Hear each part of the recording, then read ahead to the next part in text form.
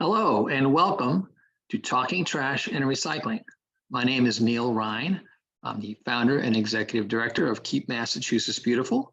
So I want to welcome you to our presentation today, where we're seriously going to talk some trash. So we're going to talk about what happens here in Massachusetts when you throw away items in your trash barrel or your recycling.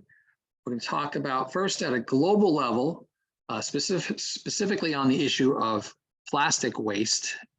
And then we're going to talk about how we manage trash and recycling here in Massachusetts. And then finally, bring it down to the individual level to talk about what we can all do as individuals to help solve some of the many challenges we are facing. So let's get right into it. So first off, what's wrong with this picture?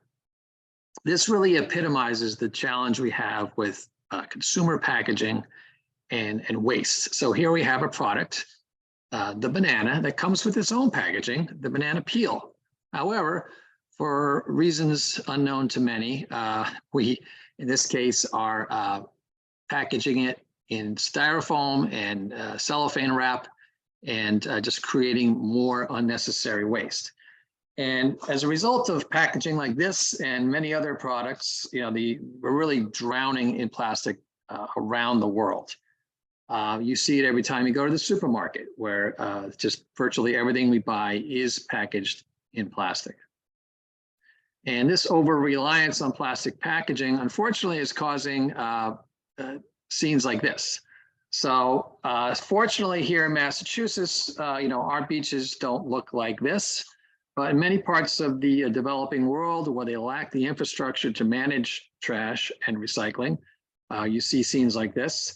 And the key point here to keep in mind is, that whatever trash we generate here on Earth stays here on Earth in one form or another, whether it washes up on a beach, if it goes into a landfill, even if it's incinerated, those particles of plastic are in our atmosphere. And every minute of every day, we've got tons of plastic entering streams, rivers, and ultimately our oceans around the world. A 2017 study estimated that more than a quarter of all the waste that's entering our oceans is coming from just 10 rivers, 8 of which are located in Asia. Now, while you might want to point fingers and say, oh, it's these other countries' fault and the US is, we're clean and green here. That's not really the case either. Another study in 2016 found that while the US is just 4% of the world's population, we generate about 17% of all plastic waste. And some of it we're exporting to some of these developing nations. So really all countries around the world have a role to play in trying to reduce and manage the amount of plastic waste that we are all generating. And obviously, there's an impact on wildlife. Here we have a whale that's washed up dead off the coast of Indonesia. And when they examine these whales to see what's causing them to die, in this case, it had 80 plastic bags in its stomach. So that what happens in this case is the animal starves to death. And there are many other examples of the impact on wildlife. This is off the coast of Midway Island, which is 1,300 miles away from Hawaii, 2,500 miles away from Tokyo. So no human beings living anywhere near here, yet pieces of plastic are floating in the water, washing up on the beaches. This albatross in particular, they eat these pieces of plastic. It makes them feel full, and eventually they stop eating and they starve to death. You may have seen there was a video a couple of years back of kind of went viral with a sea turtle with a plastic straw embedded in its nostril. And then the other thing to keep in mind, in addition to the impact on wildlife, is on humans and our food chain. So here we have fish that have been cut open, and when they find small pieces of plastic in their stomachs. So if you like to eat fish, there's a good chance you're also ingesting some plastic, which common sense tells us probably is not good for our health. And I like to remind people that there is no place called away. So we like to say that, here in the US, we say, oh, just throw that away, right? Where it magically disappears. But as this photo shows, sadly, and some people in certain parts of the world are dealing with this amount of trash in their local waterways. In particular, you may have heard of the Great Pacific Garbage Patch. That's formed by these circular currents called gyres that concentrate the plastic and the other waste that's floating in the oceans into these giant patches that are, bigger than the size of Texas in case of the Pacific Ocean. And you might envision this as kind of a floating island of trash that perhaps, excuse me, you might be able to run across quickly, but it's really more like a minestrone soup, mostly of microplastics. So these larger pieces you see here are eventually going to break down into smaller little bits of microplastics, which form kind of a cloudy soup. And all of our oceans, I should mention, have a garbage patch, a concentrated area of waste. So just want to reinforce that there is no place called away. And when we look at, the source of all this, plastic pollution and plastic production, the trend here is not our friend. So, mass production of plastic didn't start until the 1950s. It's been ramping up ever since, and now it's really skyrocketing. And, while some of it gets recycled, it's a relatively small percentage. No one knows the exact numbers. Sometimes I've heard 9%, sometimes 5%. And the rest of it is ending up in landfills, it's being incinerated, or it's ending up in our oceans, as I just showed you. So unless we change our ways dramatically, this problem is really not going to get any better anytime soon. So that's kind of the global picture. Let's talk about what we do here in Massachusetts. So how do we manage all of this trash? So first off, we send about 60% of our trash in Massachusetts. This is a municipal solid waste. So what you throw away at your home goes to a waste to energy facility. That's a higher percentage than most other states. And as with all disposal methods, there are trade-offs. There's pluses and minuses to each method. In the case of these waste to energy plants, when the idea first came along, it seemed like a great, silver bullet solution, right? Oh, great. We burn our trash, we generate electricity, everybody wins. But there are some trade-offs. So number one is you see the emissions going out that smokestack. These plants are adding to the greenhouse gas emissions that we have around the world, which is contributing to climate change. And, while there are strict regulations about filtering out toxics from these smokestacks, it's virtually impossible to capture everything. So when they do, sometimes there are higher levels of lead and other elements in the soil and groundwater around these facilities. So basically right now in Massachusetts, we have a ban on the construction of any new incineration plants. And many of the ones that we have are now 40, 50 years old, getting a little long in the tooth. And we're we have very little capacity, we're capacity constrained. And even if we decided we wanted to build more of these, we have the phenomenon known as NIMBY, or not in my backyard, right? So if they came to your town and said, hey, we're going to build a new waste to energy plant, it's likely that you perhaps, or your neighbors, or many people would be opposed to that idea. So like I said, we're not currently building any new plants here in Massachusetts. So that's where about 60% of our trash is going. 20% is going to Massachusetts landfills. So what is a landfill? Essentially, it's a hole in the ground where we bury our trash, we cover it with some soil, we dump more trash, more soil, so on and so forth. So what started out as a hole in the ground eventually turns into a mountain of trash. And eventually these landfills need to be capped or closed. And that's been happening over the past several decades. Back in the 1980s, we had more than 300 landfills in Massachusetts. Many of them were small, kind of local dumps, so to speak. Today, we're down to, I believe, 5 that are still operating within the state. And unless they get approval to expand, they'll all be closed by 2030. So where's it all going to go? I'll talk about that in a second. As far as landfills, here in this case, the trade-offs are, if you live near one, there's odors, there's truck traffic. But the 2 more important issues are methane gas. So all of that rotting trash is emitting methane, which is a known greenhouse gas, actually worse than carbon dioxide. So that's also contributing to climate change.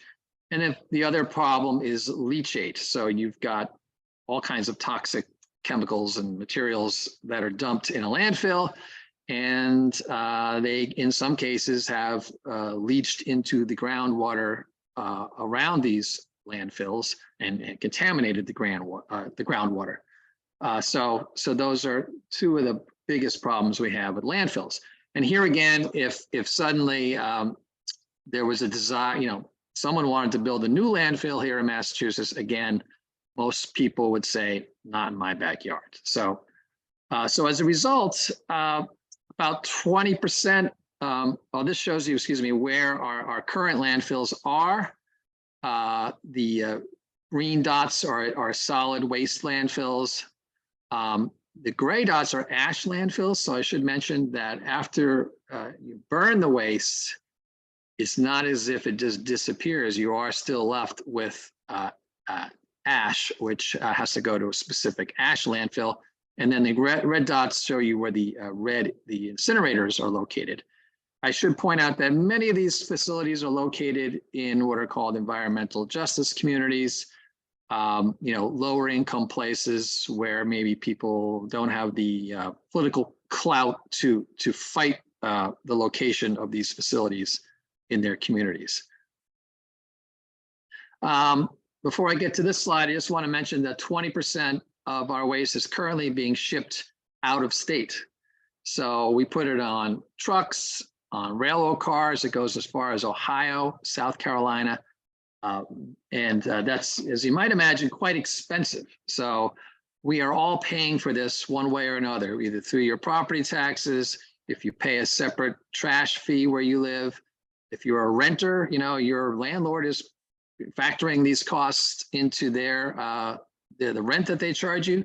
So this is all costing us a lot of money. So let's just take a step back and look at what are we actually throwing away?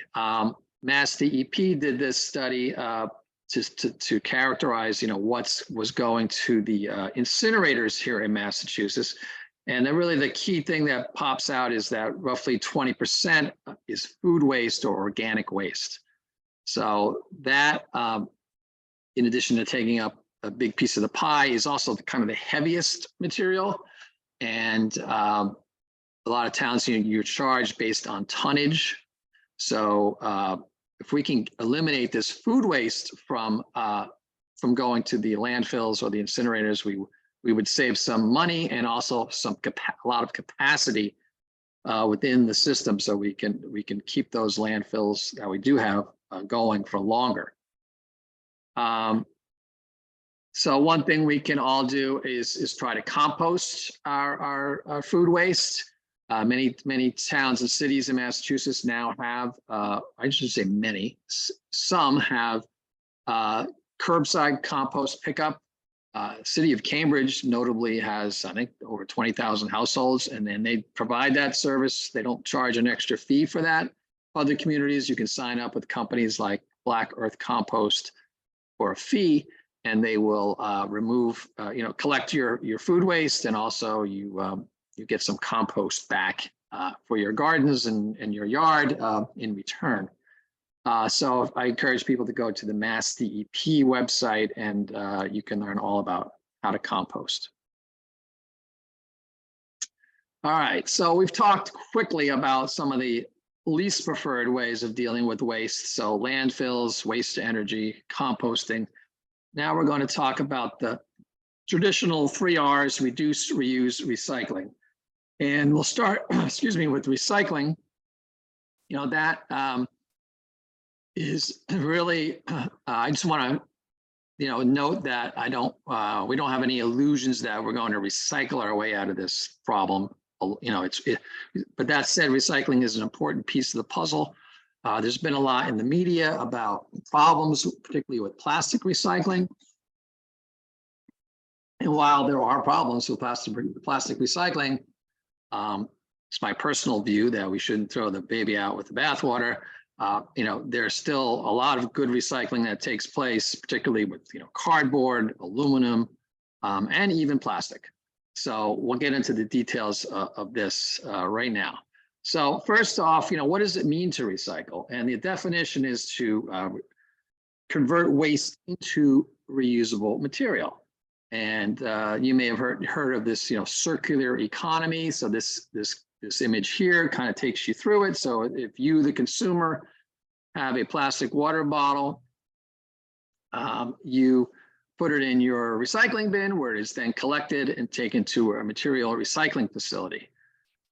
There, they will separate the different types of materials and then combine them. So in the case of a plastic water bottle, all that PET plastic, as it's called, would be formed into a giant cube or a bale, and then sold to someone who wants to turn it back into other materials. So that's the key part in this puzzle to remember, is that unless there's a market for materials, recycling is not going to happen, because no companies, these for-profit companies, are going to doing this out of the kindness of their hearts. They're doing it for financial and economic reasons. So assuming that sale takes place, the materials would then be shredded and washed, melted back down, and processed back into, in the case of a plastic water bottle, it could be a new plastic bottle. It's also used, those materials are used to make things like fleece jackets, believe it or not. So not only are we eating plastic, but we're wearing it on our bodies. So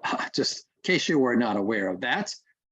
And things like, plastic bags even, there's separate bins at the supermarket. Those are used to make things like Trex decking. So that's how recycling works, in a perfect world.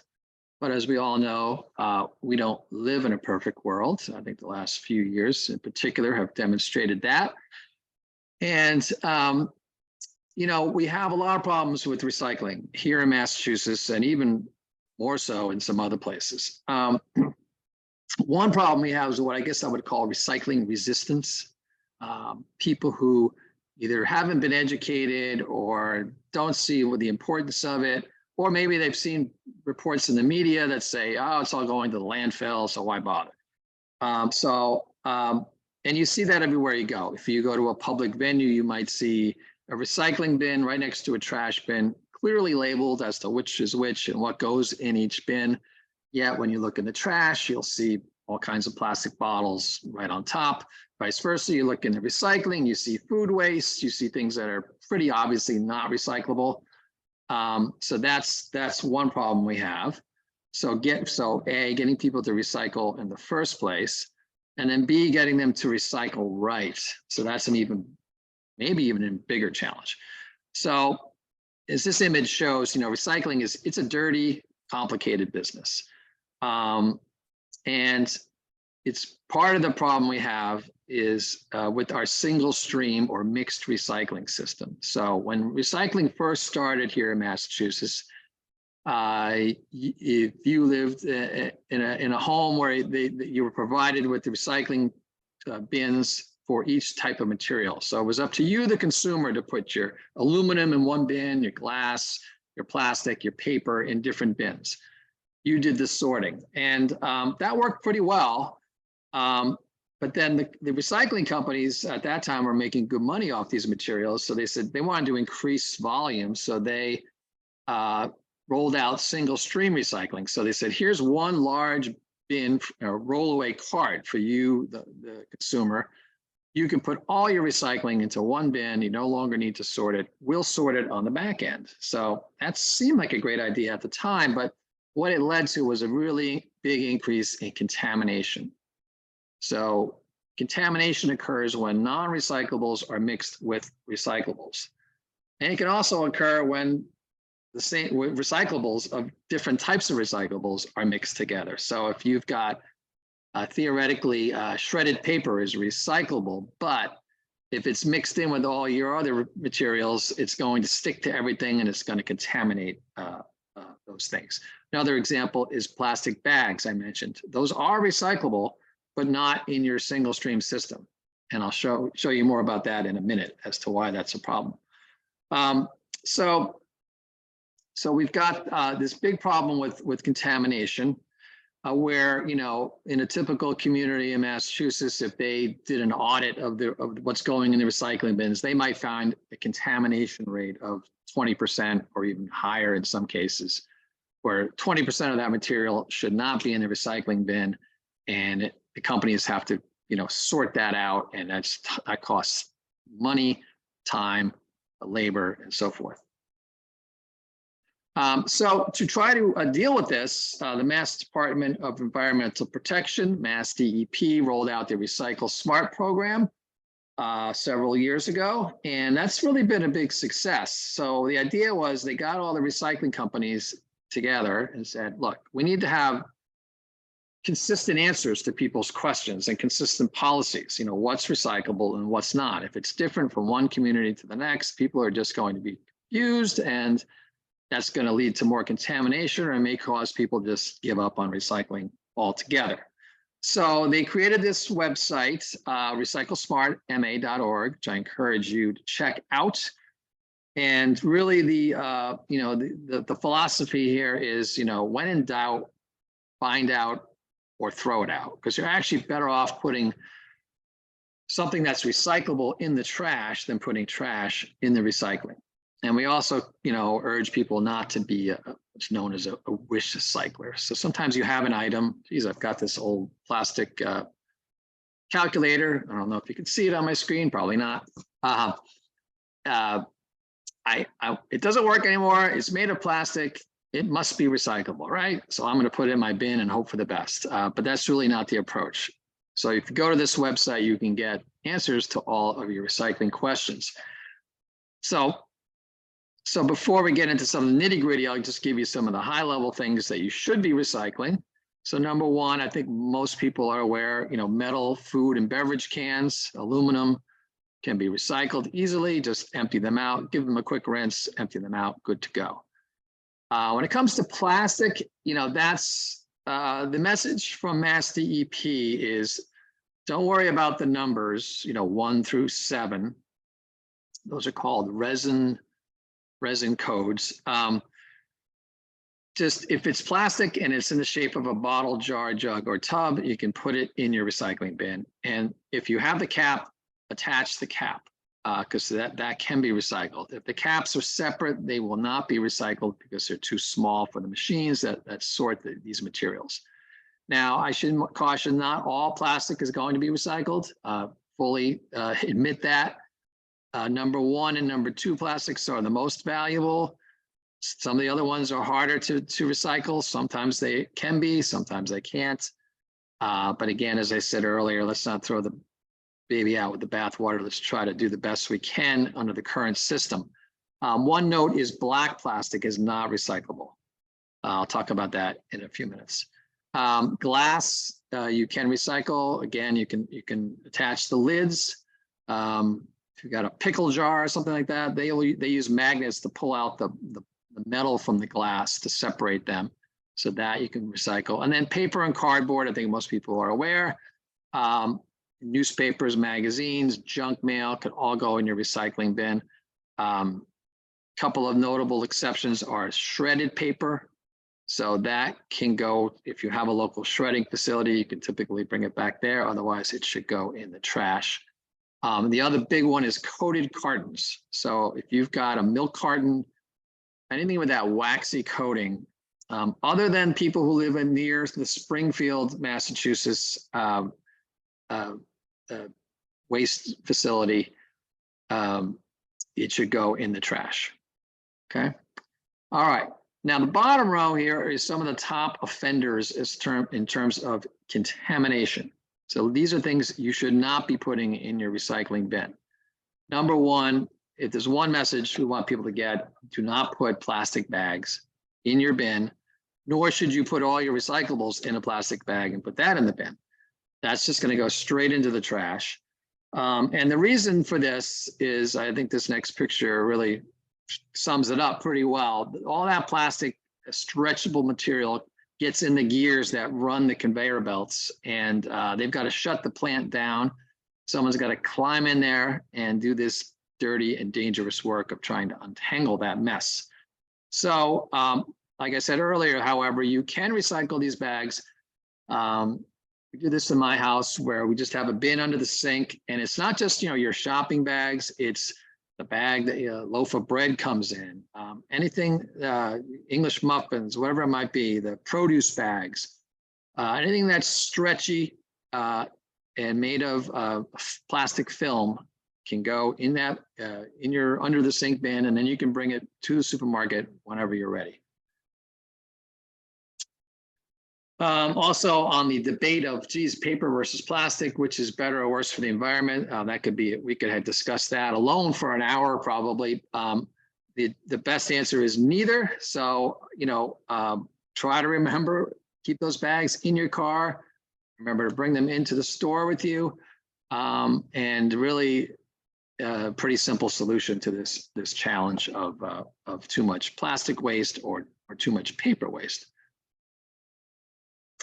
Other sources of contamination, the tanglers. So you don't want to put any hoses or electric lights, things like that in your recycling bin. Those two will tangle or gum up the works, so to speak. You want to get the food and liquids out of your recycling. So in the case of one example is a pizza box. There's been a lot of debate. Are pizza boxes recyclable? Yes or no? The answer is yes. The only thing to remember is to remove that. If there's a liner, get that liner out of there. And if there's any food in the box, crust or pizza, obviously get that out of there before you put it in your recycling bin. But otherwise, it's good to go. And everything else, get those liquids out before you put it in the recycling bin. Another big category of waste is textiles. So clothing, linens, anything made of fabric essentially is a textile. About 6% of the trash in Massachusetts landfills is, what's going to our landfills and incinerators is textiles. So we want to reduce that. The Mass DEP's 2030 Solid Waste Master Plan actually now banned the disposal of textiles. So you're not supposed to put this in your trash nor in your recycling. The only time it's acceptable to do that is if you've got something that's moldy, like wet, maybe it's been in your basement for 20 years, then it's okay. So what do you do with it? You want to donate. That's really the simple solution. So most towns, there might be a drop-off center.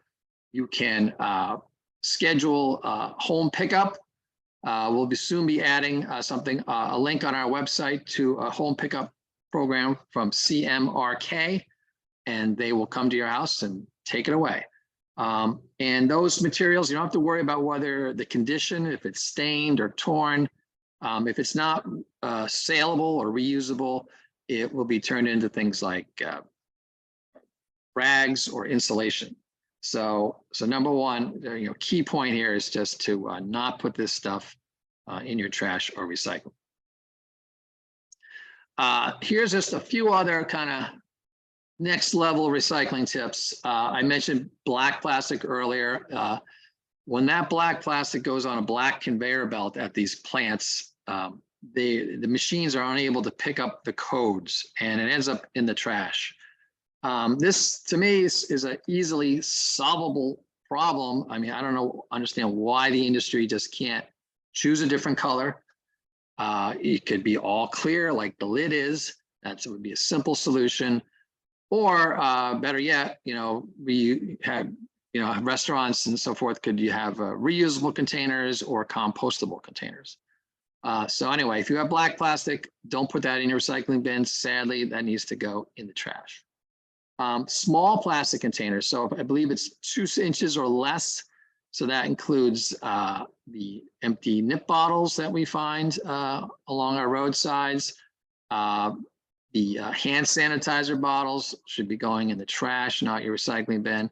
Even prescription medicine bottles, which are small, go in the trash. Colored Solo cups. So you're having a big party and you want to do the right thing. People are putting their red Solo cups in the recycling. Those should go in the trash, or better yet, you shouldn't even use them, right? Just have reusable. You can have reusable plastic cups, glass, aluminum, or clear cups. Clear cups can be recycled, but not the colored ones. Plastic utensils, not recyclable, go in the trash. Styrofoam, even despite the fact that most styrofoam cups and other containers have the recycling emblem on there, that's really just false advertising. Again, in the trash. Plastic bags and wrap, I mentioned already what to do with those. And then in regards to paper also, napkins, paper towels, tissues, I don't think you'd want to recycle those. So all go in the trash. The cardboard tubes can be recycled, but not the paper itself. So those are just some kind of deeper level tips for you in your household. So again, if you want more answers to questions, when in doubt, find out at recyclesmartma.org. You see the screen here. You type in an item, in this case, a styrofoam egg carton, and it tells you, no, this goes in the trash. In regards to that, I always advise, try to get your eggs in the cardboard cartons because those are recyclable. So try to avoid things that are not recyclable whenever possible. While we're on the subject of recycling, just, we've covered kind of the everyday items we all use, but then you're doing other things, like cleaning out your garage or your basement, or you're moving and you've got all kinds of stuff. So you can go to Beyond the Bin, just Google that, and it's a Mass DEP site. You can put in your zip code or the material you're trying to recycle, and it will tell you where you can donate those somewhere nearby. And there's also several companies that will pick up your items. Either you pay to have that service done, or if you go on our website under the Green Links tab, you'll see some nonprofits that will accept like used furniture and things of that nature. But again, the point here is we're trying to keep this stuff out of the landfills or incinerators. And as they say, one person's trash is another person's treasure. So always be thinking of donating. One other point is to, if you're on Facebook, most towns have a Buy Nothing group where you basically gift something. You just post a photo, and typically within minutes, someone is happy to take away that item and relieve you of that burden. I recently got rid of 2 boxes of mini blinds that had been in my garage for 10 years. So I was happy to do that.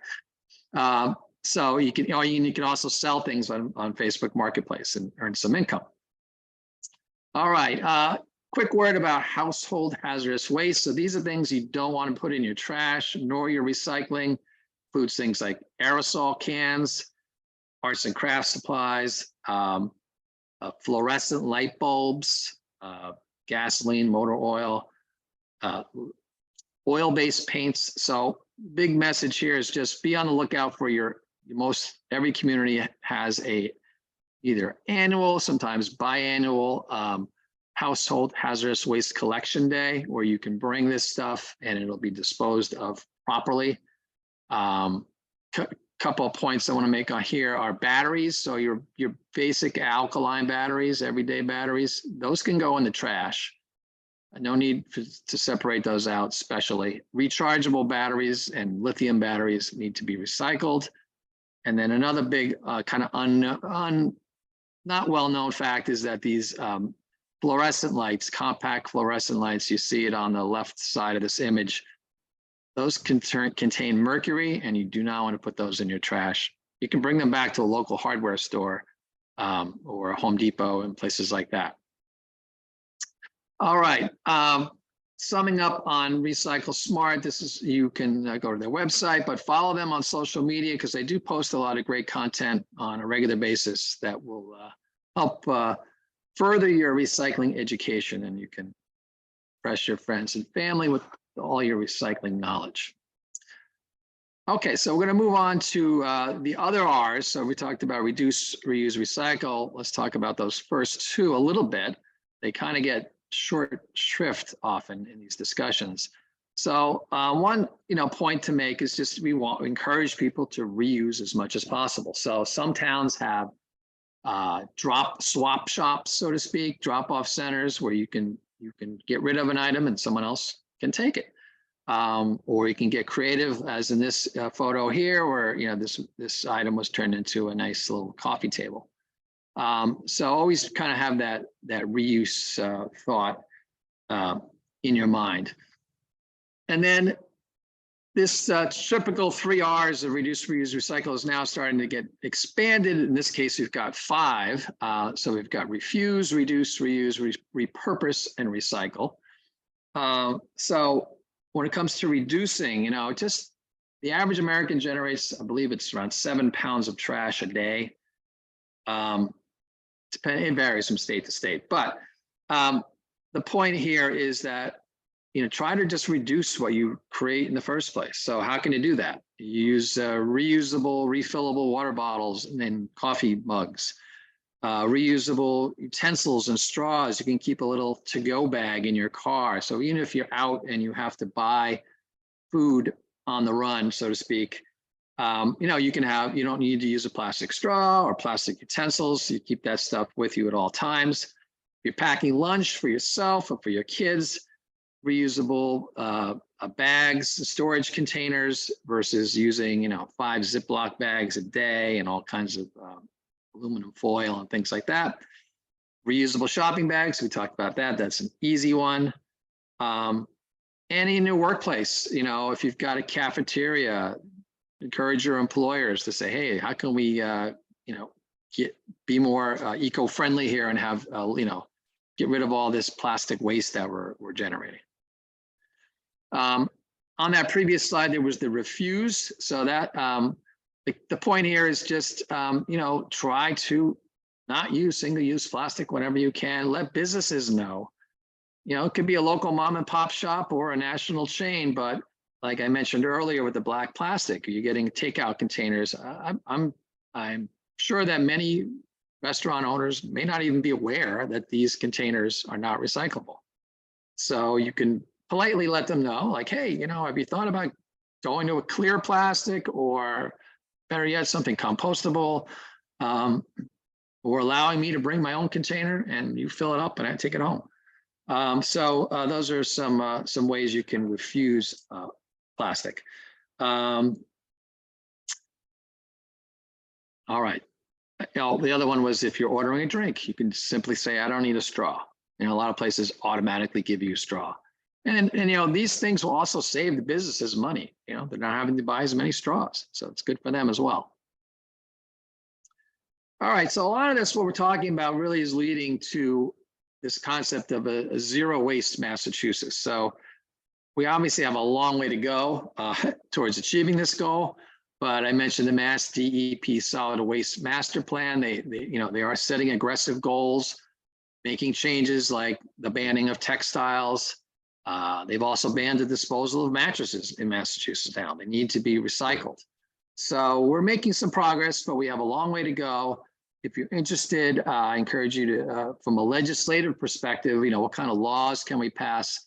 Check out Representative Michelle Chicolo's website, Zero Waste Caucus in the Massachusetts legislature, where there are many bills, too many to talk about in this presentation, that can help reduce the amount of waste that we're generating. Things like extended producer responsibility.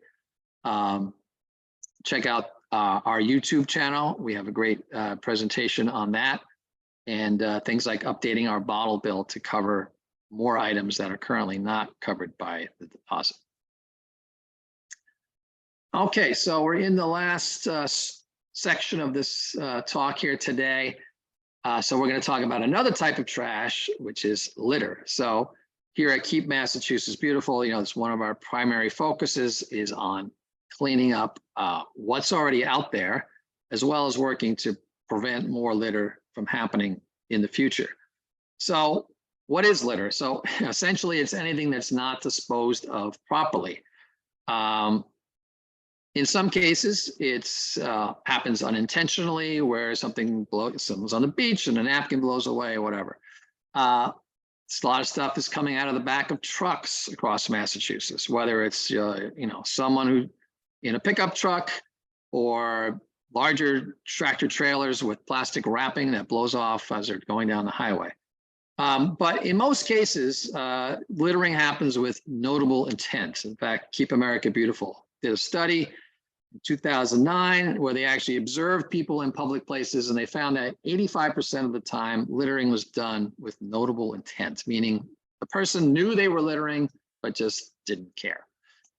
So that's something we're trying to change behaviors, through education and through our various programs, and it is a challenge. So what can we do?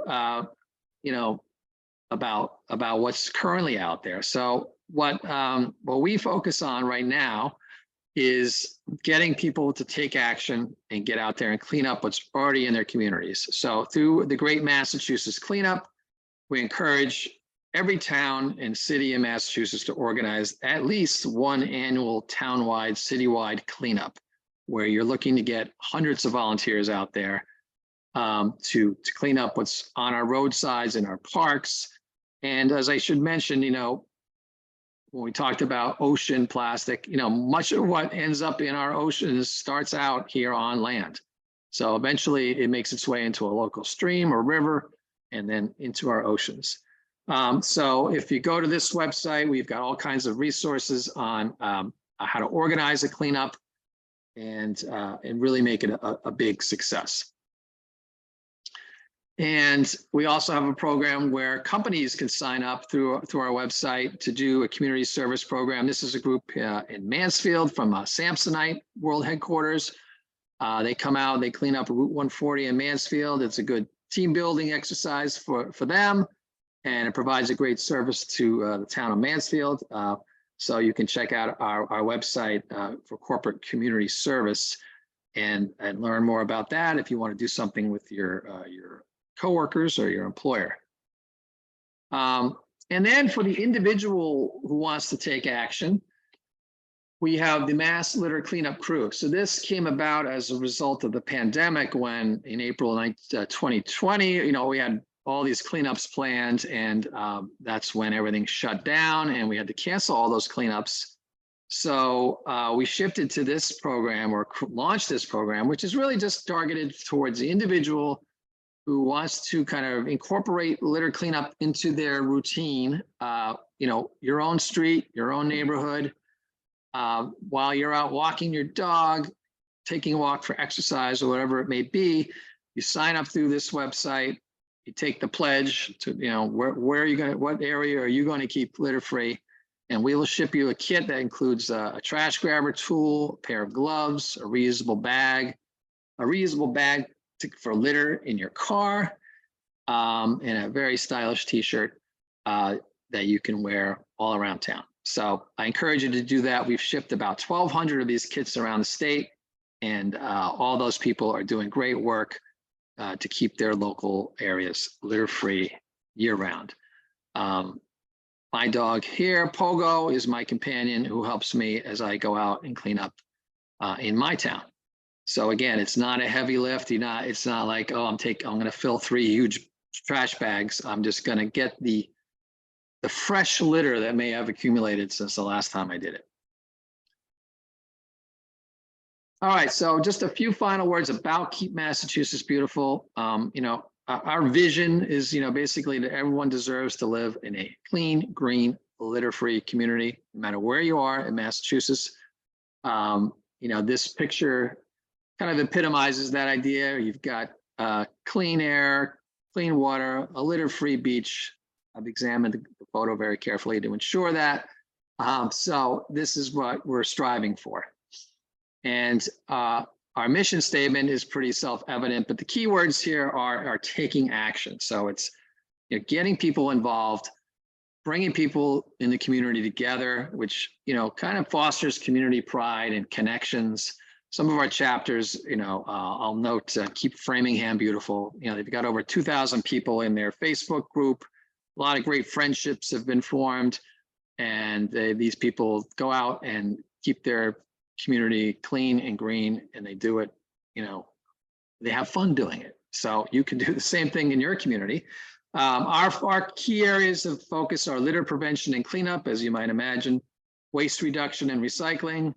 How do we reduce the amount of waste we're creating in the first place?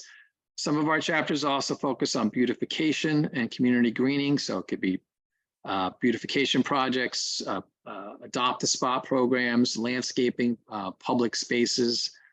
Got a program called Plant Something Beautiful, where we give out grants for the planting of public pollinator-friendly gardens. So you can check that on our website. And then finally, environmental education, like we're doing today. And we're trying to get some new programs together that we can take into classrooms across the state to teach our young people about all these challenges, and hopefully they can be part of the solution. I mentioned our local chapters, so we've got 40 of them around the state now. You'll see these clusters of darker green on the map, and what that really happens there is kind of a domino effect, where if one community is doing these big cleanups and people see people out volunteering, and they say, well, how come we're not doing that in our town? And that's what often leads to this kind of domino effect and these clusters that you see here. So if you're interested in getting something going in your town or city, visit the website you see highlighted here. And we've got all kinds of resources, guides, and so forth, or you can contact me directly through our website, and I will guide you through the process. If you want to follow us, as I just mentioned, our website is here, and then we're quite active on Facebook with over 20,000 followers between our pages and all of our local chapters. We're on Instagram, Twitter, LinkedIn, all those fun places. So follow us, and we post a lot of content related to all the things I've been talking about today. All right, I'm going to sum up close with these. Well, actually, before I do that, just here are some resources for some of the programs I talked about, one of which I failed to mention, which is that first one. We've got a petition on change.org. Try to get our state to form a litter prevention and cleanup task force. So we need some help from the highest levels of government here in Massachusetts to focus particularly on the major highways where we can't put volunteers on Route 95 or Route 93. And it's clear that whatever processes we have in place are really not getting the job done. So we need to focus and come up with some more creative and focused solutions. All right, and if you would like to support our mission, you can donate through the URL you see here. We're entirely funded by individual donations, donations from businesses, and we appreciate any support you can provide. No amount is too small. All right, so summing up, I talked earlier about, we talked at global level, Massachusetts, now we bring it down to you, the individual. What can you do? Because I know most of these problems can feel overwhelming sometimes. And it's like, what is, as one individual, what can I do? Well, I like to say, there are what, 7 billion people on the planet. So if 7 billion people made these changes, then we would collectively make a big impact. So I encourage you to reduce the amount of trash that you personally create each day. When you're buying something, I know sometimes you buy a pack of gum and they want to put it in a plastic bag for you. You're like, you know what? I think I can carry this myself. So those kind of small choices, get the email receipt, not the printed receipt, things like that. Reuse whatever you can or donate it to someone else. So don't, as those commercials for 1-800-GOT-JUNK say, just point and it disappears. Like that's really the wrong message. So think donate first. Recycle as much as possible, but do it correctly. That's the tricky part. So when in doubt, find out. Go to that recyclesmartma.org website. Refuse single-use plastic. So again, let you know those personal choices. Let businesses know, local businesses, and then the national chains know. Like, hey, you know, what are you doing? What are you doing to help? So let them know. And teach your friends and family how to recycle correctly. That can be challenging in your home. If you see someone doing something incorrectly, politely show them the right way. And then finally, you know, as I mentioned earlier, take action. So you can participate as an individual in the Massachusetts litter cleanup crew. If you come across a piece of litter on the sidewalk, pick it up, throw it away. Or if you want to get more involved, launch a local chapter in your community. I can tell you from personal experience, it can be very gratifying to bring people together, to see the results of your work as you're driving through town, and to really make a difference. A tangible, visible difference in your community. So that is all I have for you today. I want to thank you for listening, and feel free to sign up for our newsletter through our website, which goes out roughly every month. So you can follow us on social media, and you will hopefully learn more and help us collectively keep Massachusetts beautiful. Thank you.